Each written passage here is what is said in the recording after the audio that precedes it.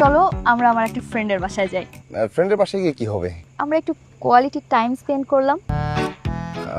মানে বিয়ের আগেই? হ্যাঁ, কোনো সমস্যা? তুমি ডাক্তার দেখাইছো নাকি আমি কাউকে রেফার করব?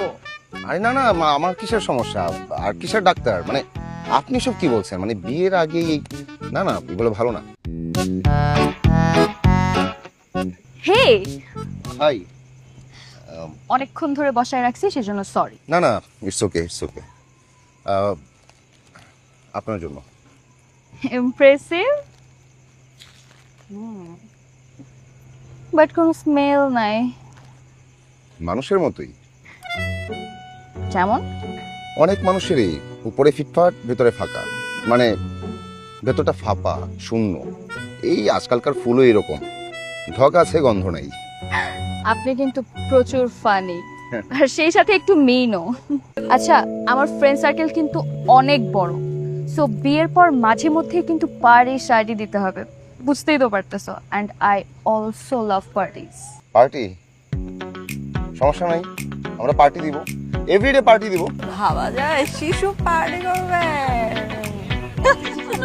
আচ্ছা, এখানে না অনেক কেওয়াস হচ্ছে, চলো আমরা আমার একটা ফ্রেন্ডের বাসায় যাই। এখানেই তো ভালো, মানে ফ্রেন্ডের বাসায় গিয়ে কি হবে? পার্টি করব? আমার ফ্রেন্ডের কাছে 2টা ইনটেক ফরেন আছে। ফরেন? ইয়া, আর আমার ফ্রেন্ডের বাসায় অনেক স্পেসও আছে। পার্টির পরে আমরা একটু কোয়ালিটি টাইম স্পেন্ড করলাম। মানে বিয়ের আগেই?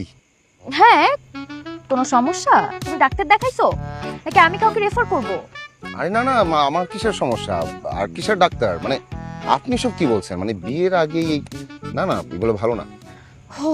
থ্যাংক গড, আমি ভাবছিলাম তোমার কোনো প্রবলেম আছে।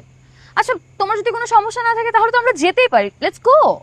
আচ্ছা আপনি যান, আমি যাব না। হোয়াট? মানে আমি আপনার ভাইবেন না, ওকে? আমি বিয়ের আগে সব মানে I thought you are cool, but না, আপনি একটা ফ্রিকিং ডিসগাস্টিং আর খ্যাত মানুষ।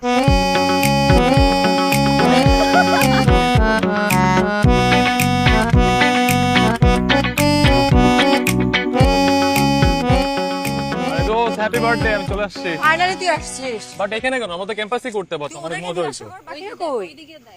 বাইকেরা তো এখনো আসতেছে মনে হয়।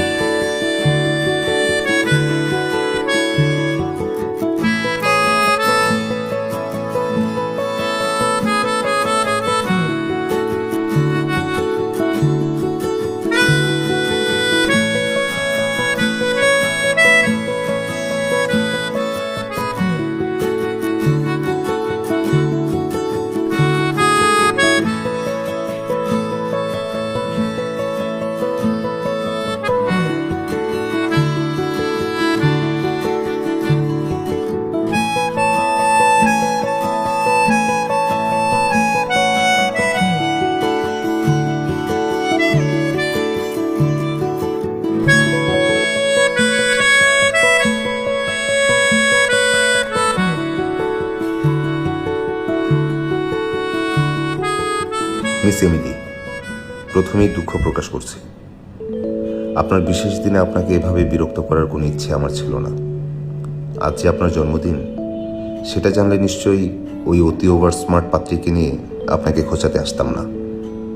আসলে সেদিন আপনি যেভাবে পাত্রের সামনে আমাকে নাজেহাল করেছিলেন, তার প্রতিশোধ নেওয়ার চেষ্টা করলাম। কিন্তু কি একটা অবস্থা বলেন, যাকে নিয়ে প্রতিশোধ নেব তার কাছেই নাজেহাল হলাম। যদিও ব্যাপারটা মন্দ লাগেনি। যাই হোক, আজ একটা জিনিস খুব ভালো লাগছে, শাড়িতে আপনাকে দেখা। সত্যি বলতে আজ আপনাকে ভীষণ সুন্দর লাগছে। মনে হচ্ছে আকাশ থেকে নেমে এলো যেন এক পরী, রূপের ঝলকে তার পুরে পুরে মরি। কবিতা লেখকের নাম জানি না, আপনাকে দেখে লিখে ফেললাম।